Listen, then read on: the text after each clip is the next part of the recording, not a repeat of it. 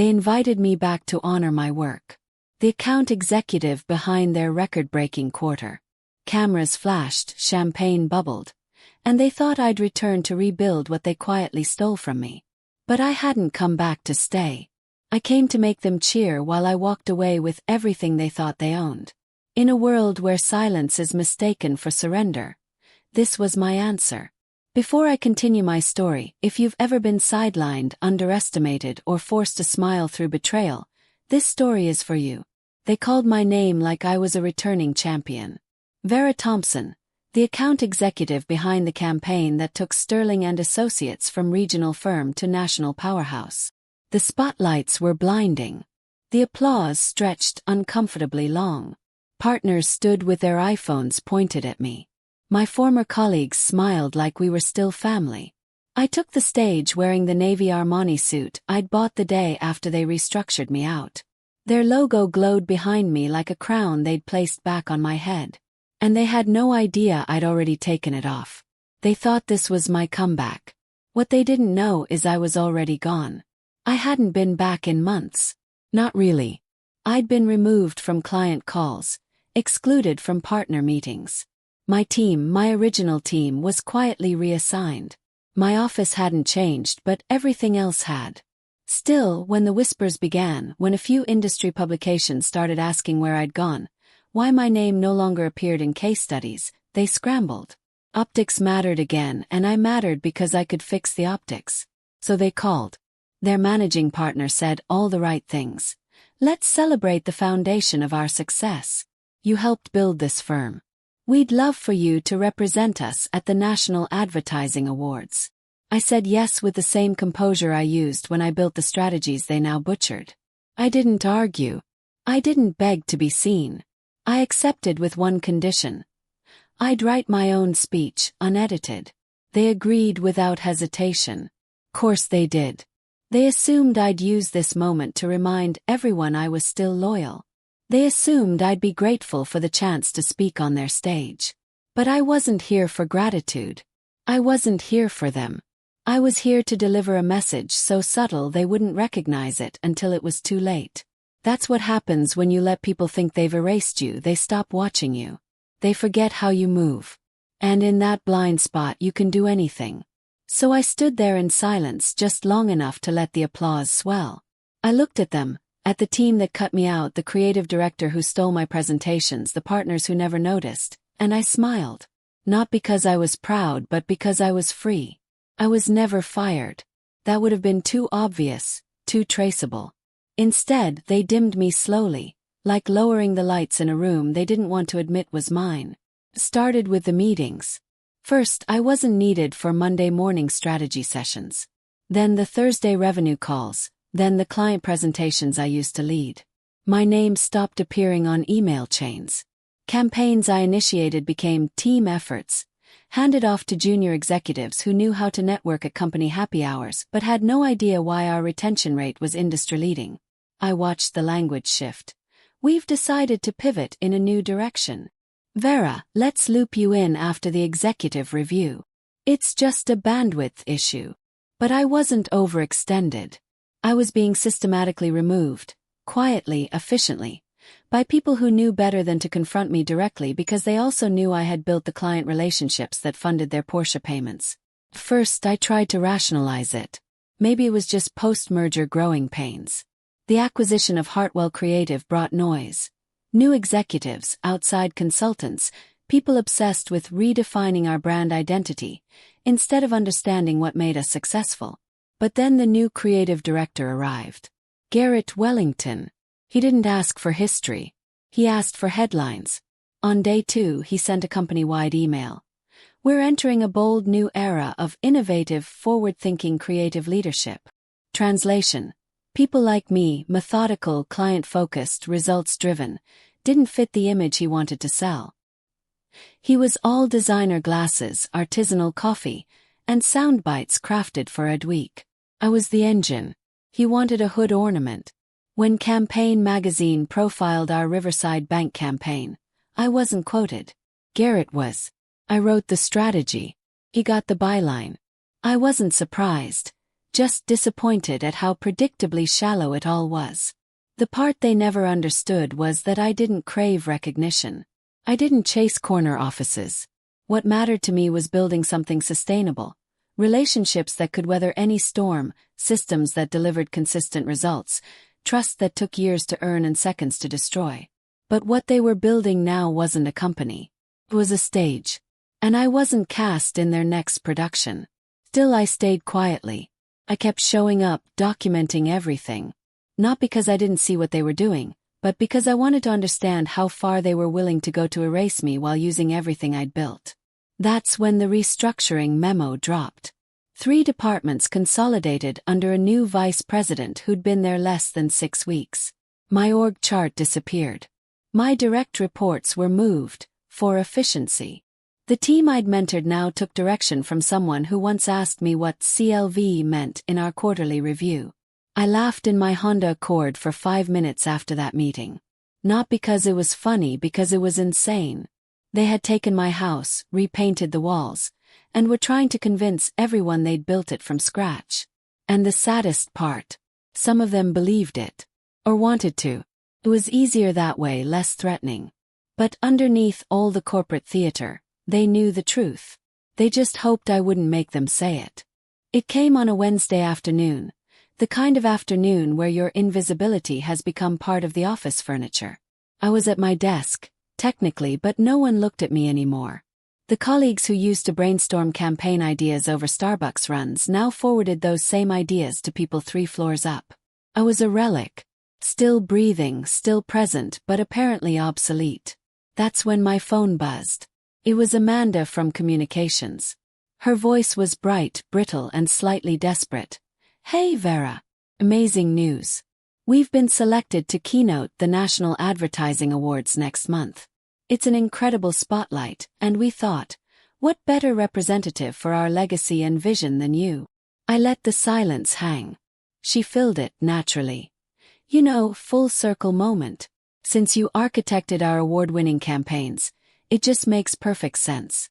And we really think it could help address some of the recent industry chatter about leadership transitions." There it was, the truth wrapped in corporate speak. Not recognition, damage control. I wasn't being invited to lead. I was being deployed to clean up a narrative they could no longer manage. After months of treating me like yesterday's newspaper, they needed the face they'd pushed into the shadows. The trade publications had started asking uncomfortable questions. Clients were wondering why the account executive they trusted had vanished from their calls. Quiet rumors were spreading that the new leadership didn't understand the systems they'd inherited. So here was Amanda offering me a microphone, but only if I used it to sing their song. Said yes. But I didn't ask for approval on talking points. I didn't request who else would be presenting. I said yes, and then I made one demand. I'd write my speech alone. No edits, no rehearsals, no shared drafts. She agreed without hesitation. I could practically hear the relief through the phone. That's what happens when people think they've broken you. They stop looking for the trap. They assume your silence equals surrender. What Amanda didn't know, and what Garrett would never imagine, was that I had no intention of using that stage to say thank you. I was going to use it to disappear. Not quietly, elegantly, publicly. I'd let them elevate me, share my words, celebrate my presence. I'd let them believe I was back in the fold. And then, while they were busy applauding, I'd walk away with everything they couldn't afford to lose. Not as revenge, as redirection. A power of loyalty, of truth.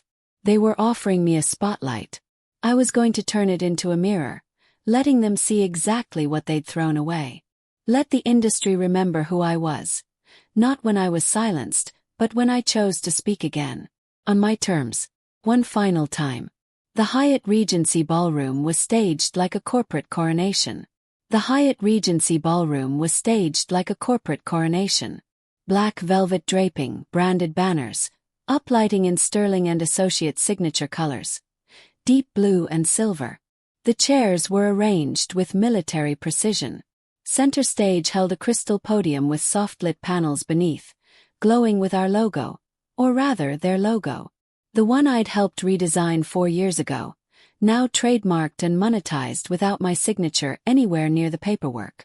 I arrived early and unnoticed, exactly as planned. The team was too busy rehearsing introductions and testing wireless mics to notice me slipping past the branded photo backdrop. They didn't recognize the dress I wore because it wasn't from our preferred vendors. It was from Morrison & Blake, a boutique firm I'd quietly invested in the week Garrett slashed my department budget. I took a seat near the back, watching them prepare to celebrate me without grasping the irony. Trevor Hamilton, our communications director, fluttered across the stage checking sound levels, probably rehearsing the same corporate speak he'd used when he told me my client presentations were being realigned with new messaging strategies. Garrett wasn't in the room yet, but I could feel his presence already. Confident, over-rehearsed, too polished. He'd likely convinced himself this was his victory lap, that bringing me back proved his inclusive leadership and strategic thinking. That's what made this moment so perfect. They thought they were restoring me. I was dismantling them quietly while they smiled and applauded. When my name was called, the lights shifted, the room stilled, and phones rose into the air like they were capturing something historic. I walked slowly, each step echoing off the marble floor, every camera catching the woman they thought they'd buried under corporate restructuring. I didn't thank the organizing committee. I didn't acknowledge the board members by name. I opened with a story, one about how agencies don't fail from competition. They fail from amnesia, from forgetting who built them, from rewarding polish over performance, from mistaking visibility for value. I spoke about resilience, about the people behind the campaigns who hold systems together without recognition. Every word was a surgical blade. I never mentioned Garrett by name. I didn't need to. Those who'd been paying attention already understood. Those who hadn't weren't meant to. The team that erased me sat frozen in the front row, unsure whether to nod enthusiastically or shift uncomfortably. I saw Trevor glance sideways at Amanda like he was waiting for a signal to cut my mic. I didn't give them one. Kept speaking calm, measured, precise. And then I delivered the line I'd crafted specifically for this moment. Sometimes the most powerful legacy isn't the one they give you. It's the one you take with you. That sentence cracked their composure. I watched it happen in real time. Garrett, who'd arrived mid-speech, stood frozen at the room's edge. He was smiling, but his eyes weren't. He couldn't tell whether to applaud or evacuate. By the time I closed with a simple nod and stepped back from the podium, the room erupted. Standing ovation, camera flashes, applause so thunderous it rattled the chandelier. But none of it was for them. It was for what I'd just reclaimed. Not their approval, but their attention, their narrative, their control. I turned away from the spotlight, already knowing which clients were waiting for my call. I didn't need their job title. I didn't need to be reinstated. I had already replaced myself. The next morning, Sterling & Associates' LinkedIn banner featured a still from my speech. Mid-gesture, my hand raised slightly as if summoning something into existence. The caption read, "Welcoming back the architect of our success." Below it, hundreds of likes and comments filled with congratulations. Industry colleagues tagged each other. "She's back." And, "This is what leadership looks like." But I wasn't back. I was boarding a flight to Denver for a private dinner with Pinnacle Financial, one of our longest-standing clients. The same account Garrett had tried to reassign after my department optimization. They'd requested me specifically. Said they weren't comfortable with the new direction. Said they missed the consistency, the strategic thinking, the results that actually moved their business forward. I didn't pitch them. I didn't sell anything. I just listened. And by dessert, they asked if I was open to a different kind of partnership. One with fewer intermediaries, less corporate overhead, more direct accountability. I told them I already had a framework in place. Riverside Bank called the next day, then Mountain View Insurance. Each conversation was quiet, professional, and strangely effortless. They didn't need convincing. They needed someone they trusted. And trust isn't built with press releases. It's built over years of delivering results while staying invisible to internal politics. I had become a ghost inside Sterling & Associates. But to the outside world, the clients, the vendors, the industry contacts who actually generated revenue, I had never disappeared. The company had. They applauded me thinking I'd returned to serve their narrative. What they didn't realize was that I used that stage to signal something entirely different. Not alignment, exit. Not apology, completion. They gave me the spotlight to repair their reputation. I used it to illuminate my own path forward. While they edited soundbites from my speech for their next client presentation, I was building onboarding systems for the 3 accounts that represented 60% of their quarterly revenue. I didn't steal anything. I took what was already mine.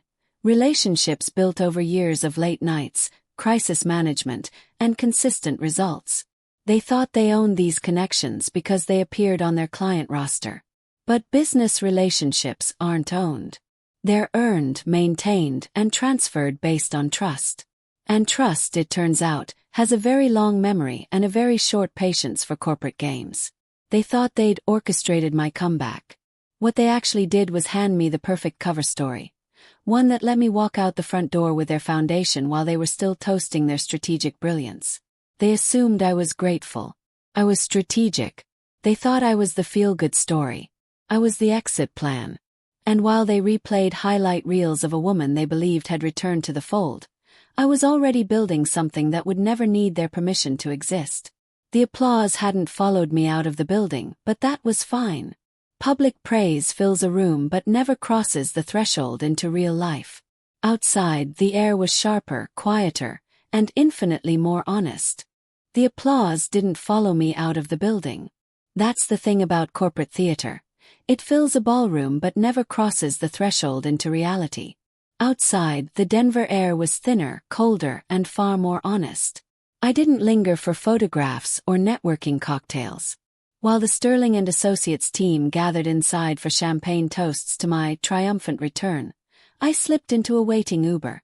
No tears, no dramatic exit music, no fireworks. Just the steady hum of forward momentum. They had no idea how complete my departure already was. They still thought the agency was theirs, but the relationships, the institutional knowledge, the systems that actually generated revenue, all mine. Everything that held Sterling and Associates together existed in the spaces between people, and those spaces no longer included them. When Garrett finally noticed the shifting landscape, it wouldn't arrive as breaking news or office confrontation. It would come as Pinnacle Financial not renewing their contract. Mountain View Insurance suddenly going quiet on calls. A quarterly report that looked healthy until someone asked the right questions and realized the growth projections were built on clients who'd already mentally checked out. That's how real disruption works. It doesn't announce itself with drama. It arrives through absence. Absence of trust, of continuity, of the invisible threads that actually hold businesses together. I never intended to sabotage anything. I didn't need to. They'd sabotaged themselves by believing they could replace the roots and still grow the tree. What they failed to understand was that I'd never wanted the credit or the corner office. I wasn't building a personal brand. I was building resilience, systems, relationships that could survive any corporate restructuring. And when they mistook my silence for surrender, they handed me the most powerful position anyone can hold. Complete freedom. I was no longer tied to proving my worth to people who'd already decided not to see it. I wasn't waiting for a seat at a table I'd helped build from scratch. I had moved forward with the only things that ever mattered: reputation, trust, and a clear vision of what comes next. While they rewound footage from the award ceremony, clipping quotes for their next investor pitch, I was already in motion. Not hiding, not vindictive, just untouchable. What they didn't realize was that I'd left Sterling and Associates long before I walked off that stage. The applause was for a version of me they no longer deserved access to. The real me was already building Thompson Strategic, a consulting firm that generated more client revenue in its first month than their entire Q4 forecast. No press releases, no investor updates, no corporate dramatics. Just results, delivered quietly and consistently to clients who'd been waiting years for someone to treat their business like it actually mattered. When my resignation letter finally appeared in their inboxes 2 weeks later, I imagined the silence that followed. Not panic or rage. Just confusion. Because they'd been clapping too loudly to hear the exit door closing. They thought my speech was gratitude. It was closure. They thought I'd stood with them. I'd stood beside them just long enough to draw a clean line between my past and my future. And when I stepped across it, I didn't take a bow or offer explanations. I just left, with my integrity, my client relationships, and my dignity intact. When people ask why I didn't fight harder to stay, I tell them the truth. Staying wasn't the objective. Winning inside a broken system only means you've adapted to survive dysfunction. I didn't want to survive Sterling and Associates. I wanted to leave before it convinced me I belonged in that diminished version of myself. They thought they were restoring my position. What they actually gave me was the final piece of leverage I needed. Public validation, industry visibility on their terms, yes, but with words I controlled completely. And I used every syllable to craft the illusion they required. Just long enough to exit without resistance. Because sometimes the most strategic power move isn't burning the building down. It's walking out while they think you're redecorating. After the awards ceremony, Garrett's entire approach shifted. He started including me on strategy emails again. Communications reached out about a follow-up speaking engagement. HR scheduled a reintegration consultation. They were so busy managing their public image they never noticed I was filing final paperwork for Thomson Strategic, which had secured more high-value contracts in its first quarter than their annual business plan projected. No investor presentations, no publicity campaigns. Just execution, clean and quiet and absolutely devastating to their bottom line. When my formal resignation letter arrived in their systems, I imagined the profound silence that followed. Not outrage or betrayal, just bewilderment. Because they'd been applauding too enthusiastically to recognize the goodbye speech. They thought my presentation was corporate loyalty. It was professional closure. They thought I'd returned to their team. I'd simply positioned myself beside them long enough to demonstrate the difference between who they were and who I'd become. And when I stepped into my new reality, I didn't ask permission or provide explanations. I left with my name, my methodology, my client relationships, and my self-respect. Everything that actually mattered. On my way out, I updated my LinkedIn profile with one line. Strategic thinking is a tool. Use it intentionally. It wasn't revenge. It was reclamation. There's a fundamental difference. Revenge requires an audience and creates chaos. Reclamation is surgical, personal, and needs only clarity of purpose. They celebrated me like a homecoming. But I was never theirs to retain.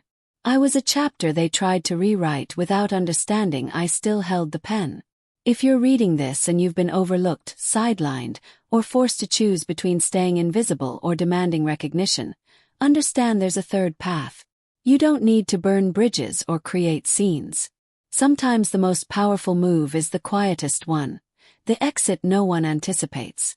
Because real power isn't about being heard in every meeting. It's about choosing when, how, and where you'll speak next. On your terms, not theirs. They applauded while I walked away with everything they needed to succeed. By the time they realized I wasn't coming back, I'd already built something they could never claim credit for. That wasn't revenge. That was freedom. And it was the first time I'd felt completely, authentically myself in years. The lesson. Sometimes the loudest victory is the quietest exit. When people underestimate your worth, don't fight to prove them wrong. Build something that makes their approval irrelevant.